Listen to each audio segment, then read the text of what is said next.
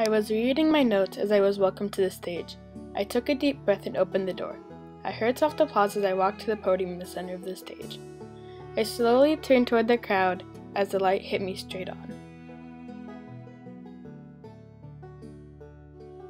It was a blazing hot morning. Beads of sweat formed at my temples. Another day of working in the small blacksmith shop beside my papa, Washington. The master came in through the squeaky front door.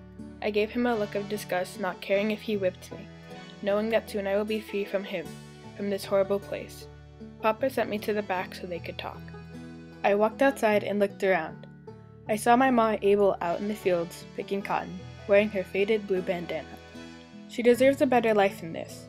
2 years ago, on November 19th, Abraham Lincoln gave the Gettysburg Address. Soon slavery will be illegal and we will all be free. I creeped up along the side door of the shop. The master put in a big order, said that he needed them soon, and walked right out. My pa motioned me in as though he knew I was there the whole time.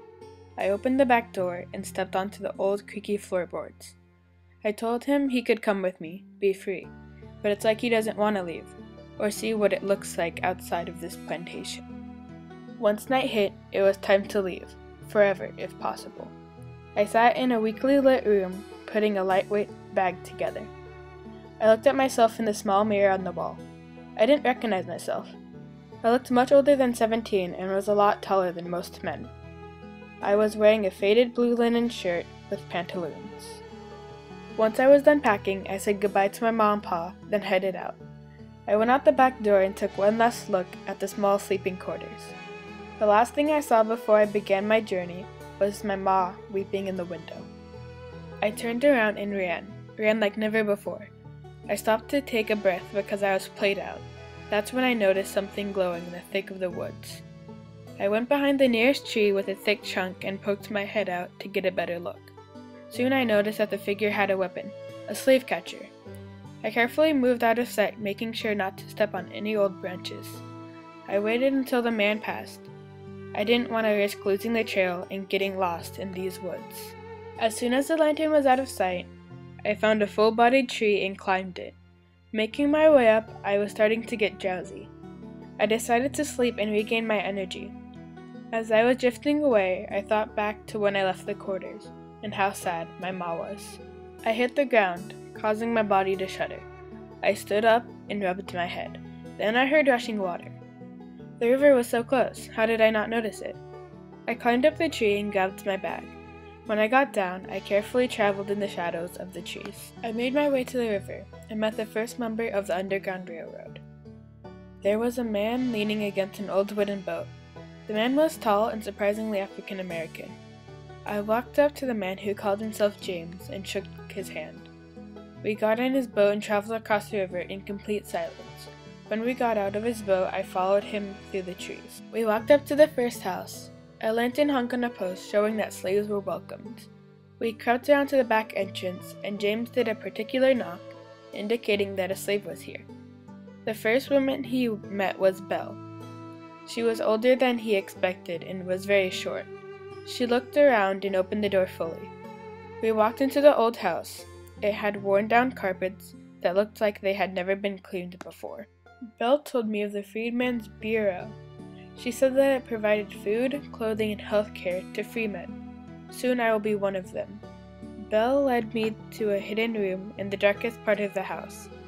In the room, there was a small dresser that had a thick layer of dust and a small bed that drooped at the sides. This was the beginning of my journey to freedom. I heard a man clear his throat, and I opened my eyes.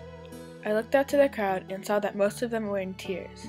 I couldn't explain to them the way I felt. They thought this room I stayed in was unacceptable, and I thought it was close to paradise. I was at a loss for words. I apologized to the crowd and walked off of the stage. After a couple of minutes, I regained my confidence and walked back to the stage.